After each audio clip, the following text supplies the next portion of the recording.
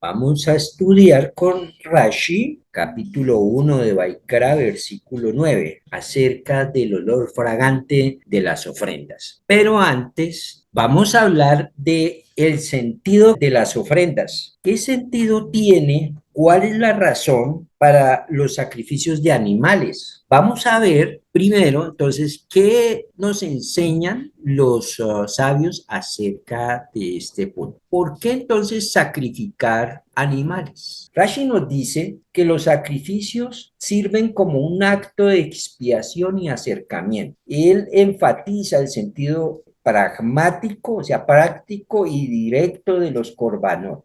Él dice, por ejemplo, porque el hombre tiene inclinación al mal y al ofrecer un sacrificio debe reflexionar. Esto debió ocurrirme a mí. Miren, Dios ordena que se sacrifique un animal para que el hombre sea consciente de la transgresión que hizo. Al ver cómo muere el animal, el hombre debe Sí, pensar, así es, yo debía haber muerto por este animal. ¿Bien? así es. También Rashi nos dice que los sacrificios fueron ordenados por Dios en el templo, también tienen un origen histórico, ya que los patriarcas lo hicieron. También Rashi nos ofrece otra salida, dice que los sacrificios tienen un propósito educativo. ¿Cuál? Rashi explica, Dios centralizó los sacrificios para evitar que Israel los asociara con demonios y se acerca parcialmente al planteamiento que veremos ahorita de Maimónides en el sentido en que Dios ordenó que hubiese sacrificios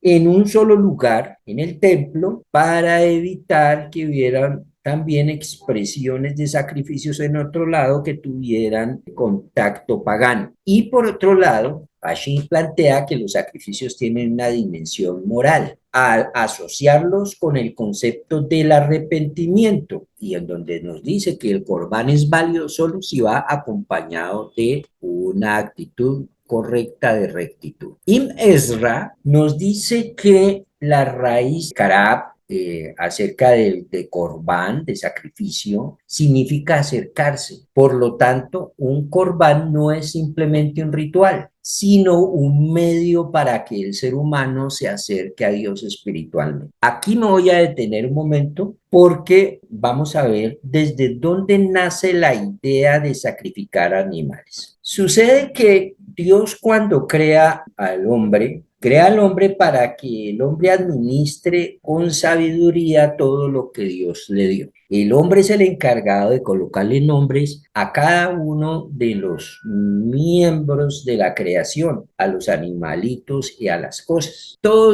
Fue creado en equilibrio para el hombre. La naturaleza por sí sola está equilibrada y funciona a las mil maravillas. Pero cuando el primer hombre peca, el hecho de pecar genera un desequilibrio no solamente para el mismo hombre, sino para la creación. Al pecar es necesario que se vuelva a equilibrar las cargas de lo creado. Por eso es que Dios, en el momento que percata que el hombre ha pecado, le confecciona al hombre, dice el pasaje de la Torá, un vestido de pieles. ¿Por qué fue necesario proveerle al hombre un vestido? Porque el hombre se sintió desnudo. La primera cosa que hizo el hombre cuando se vio desnudo fue tratar de taparse de alguna manera. Ese tratar de taparse de alguna manera significa, según el lenguaje de la Torá, que nosotros cuando transgredimos buscamos la manera de tapar el error y lo que hace el hombre por su naturaleza caída es tratar de encubrirle el error en lugar de reconocerlo y trabajar para cambiarlo, para superar el problema.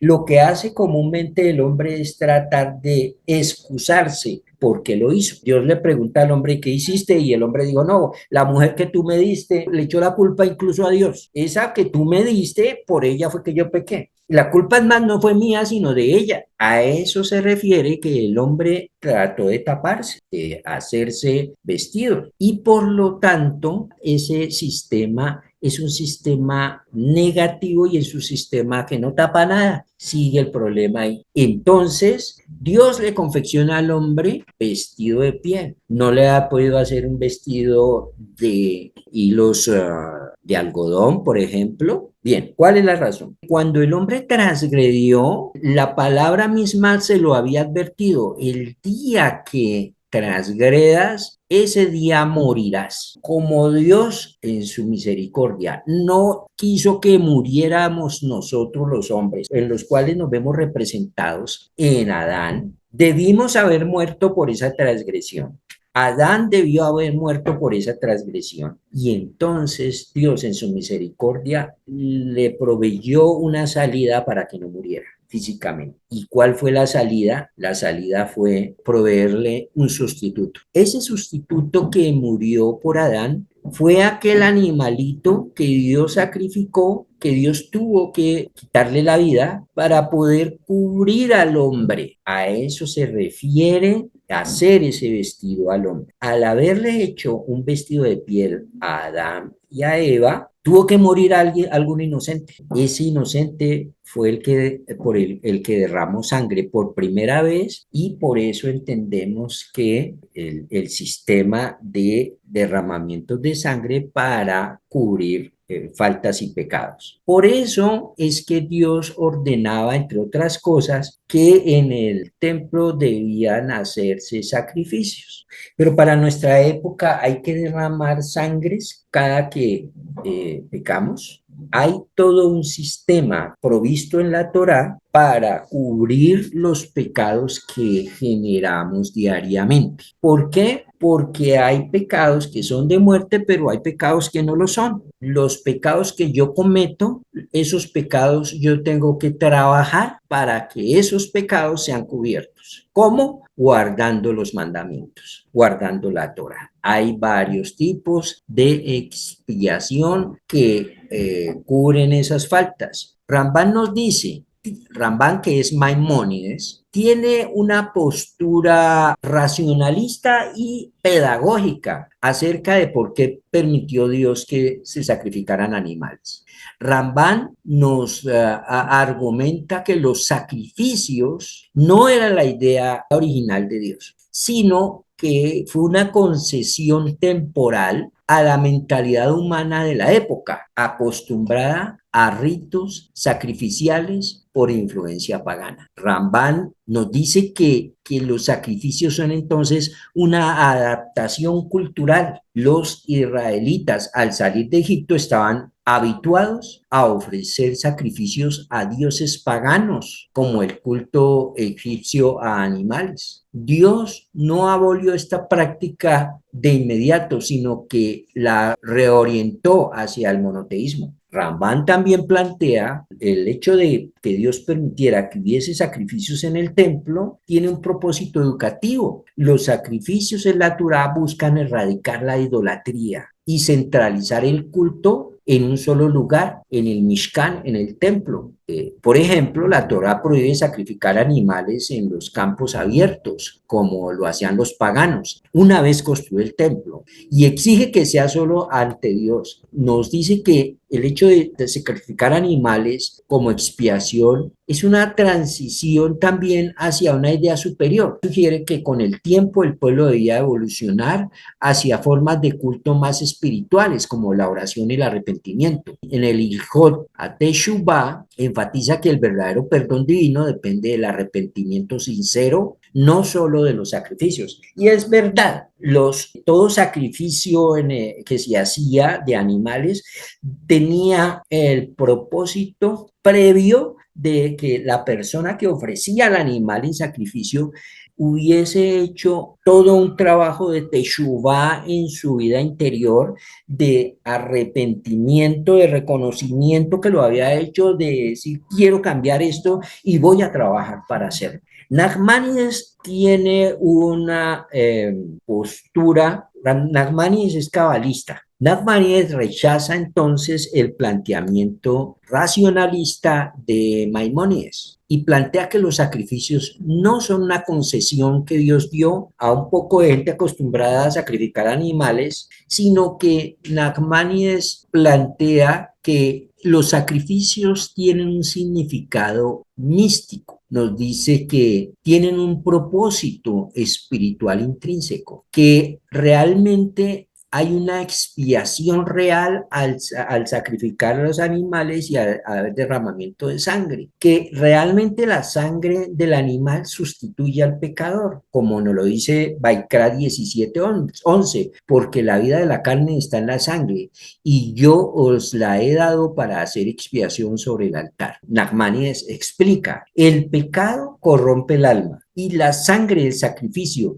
que representa la vida restaura el orden espiritual. Él también plantea que hay una rectificación cósmica, un tikkun, cuando hay sacrificio de animales. Los sacrificios afectan las fuerzas superiores, es decir, a la sefirot, en los mundos espirituales. Por ejemplo, el holocausto, Olá, que es el de todo quemado, eleva la energía divina. El sacrificio por el pecado, Hatat, repara el daño causado por la transgresión. Lo que nos plantea Nachmanides es que hay una conexión directa entre el pecado cometido por la persona y ese pecado que ha contaminado el alma de la persona. Y el alma de la persona necesita ser liberada de esa transgresión por actos en la práctica, como el derramamiento de sangre por parte de un animal en un lugar permitido. El pecado corrompe el alma y la sangre del sacrificio que representa la vida restaura el orden espiritual. También nos plantea Nachmanides que los patriarcas ya lo habían hecho con anterioridad en épocas donde ellos no necesitaban imitar comportamientos de los demás paganos. Y además dice Nachmanides que vemos que Noach sacrificó animales a Dios cuando salió del arca, mucho antes de que los egipcios adoraran animales, y esto produjo a Dios un enorme placer al grado que decidió nunca más destruir el mundo. En Bereshit capítulo 2, versículo 11. También dice Nachmanides que en el proceso de pecar la persona utiliza el pensamiento y el habla y la acción. Por lo tanto, Dios decretó que la expiación por su pecado también sea triple. Primero coloca sus manos sobre el animal, una acción de expiación, luego confiesa verbalmente y finalmente se queman las entrañas del animal. La fuente del deseo físico, lo que se corresponde con los pensamientos y los deseos de la persona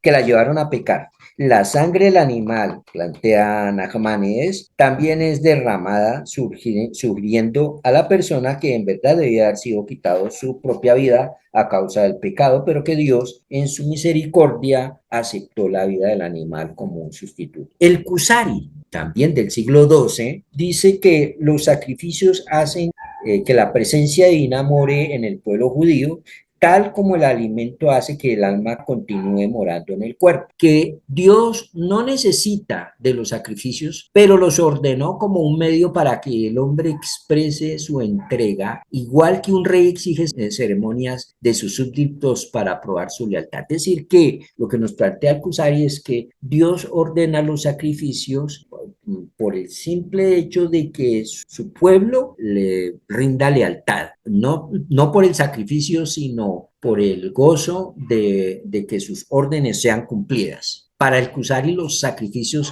no son una concesión como lo dice Maimónides, ni un mecanismo cósmico como lo plantea Nachmanides, sino un diálogo simbólico entre Dios e Israel. Dios no necesita sacrificios como le vemos en pantalla, pero los ordenó como un medio para que el hombre exprese su entrega, igual que un rey exige ceremonias de sus súbditos para probar su lealtad. ¿Sí? Por ejemplo, el holocausto Olá simboliza entrega total, como el corazón contrito que nos habla el Salmo 51:19. También nos plantea el origen en la naturaleza humana de los sacrificios. El Kusari argumenta que el instinto de ofrecer sacrificios es innato en el ser humano, no es aprendido de los paganos, sino que es algo que viene con las personas. Desde Adán y Noé, los justos ofrecían sacrificios, la Torá no los inventó, sino que los purificó de sus supersticiones.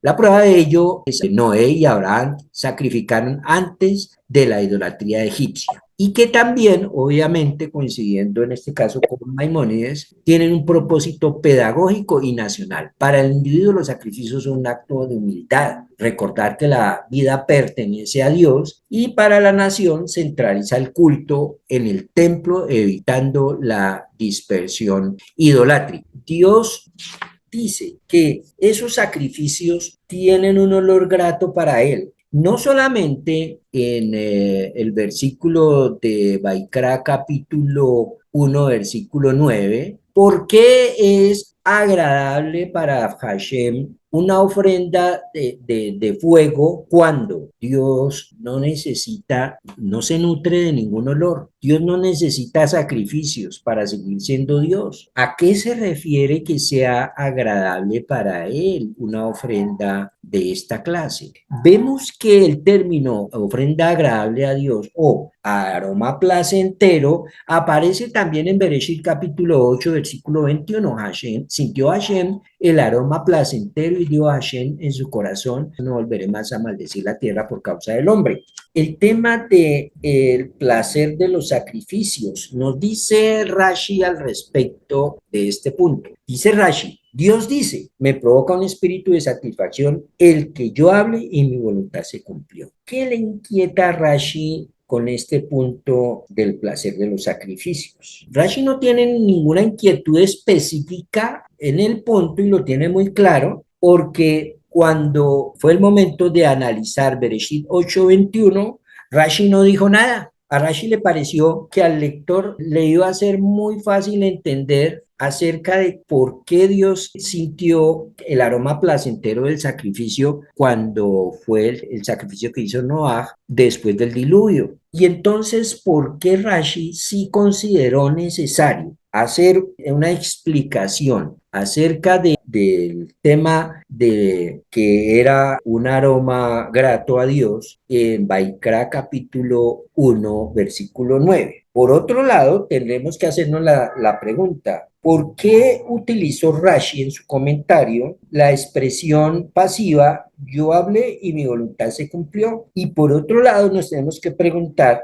por qué no dice entonces Rashi en su comentario yo ordené de parte de Dios, es decir, Dios dijo yo ordené, mi voluntad se cumplió, o yo decreté. ¿Por qué dijo simplemente yo hablé y mi voluntad se cumplió? A Rashi le inquietó una pregunta: ¿por qué se describen en particular los sacrificios como causantes de un espíritu de satisfacción a Dios? Y por eso Rashi no hizo comentario aquí que un sacrificio que celebraba la salvación de la vida humana y animal en la tierra era un acontecimiento de enorme satisfacción. Bien, por otro lado, si el sacrificio en sí de un animal tiene una connotación poco racional, podríamos decir que entonces, ¿por qué Dios los mandó a hacer? Pero también vemos que hay mandamientos que tienen una connotación poco racional. Por un lado, no hay ninguna razón de por qué Dios ordenó el degüelle e incinerado de un animal fuera de cumplir la voluntad de Dios, más que las demás mismos de la Torá, porque no podríamos llevar a cabo semejante acto suprarracional como el de quemar un animal por un motivo o beneficio personal. Más bien, esta misma se realiza simplemente para cumplir la voluntad de Dios y obviamente Dios obtiene una particular satisfacción de ella, ya que está totalmente libre de motivos secundarios. Por otro lado, los mandamientos que no tienen una explicación racional, como los hukim, por ejemplo, no comer cerdo. No comer cerdo, en el fondo de todo, no tiene una explicación racional. Entonces, ¿cuál es la diferencia entre un sacrificio que desafía la lógica, un sacrificio animal, y cualquiera de los hukim que tampoco tiene lógica? El concepto general de impartir a una persona ordenanzas que están por encima de la razón tiene una lógica detrás. Nachmanides nos dice que la observancia de los hukim es, en efecto, un beneficio de la persona, pues la observancia ciega de las leyes, incluso cuando no parecen tener sentido, cultiva sus atributos de temor y subordinación a Dios. Es decir, el solo hecho de guardar un mandamiento que yo no entiendo, de todas maneras me está creando a mí un sentido de temor y de subordinación a Dios. Pero la innovación que Rashi hace aquí es que en el caso de los sacrificios, incluso el motivo está ausente.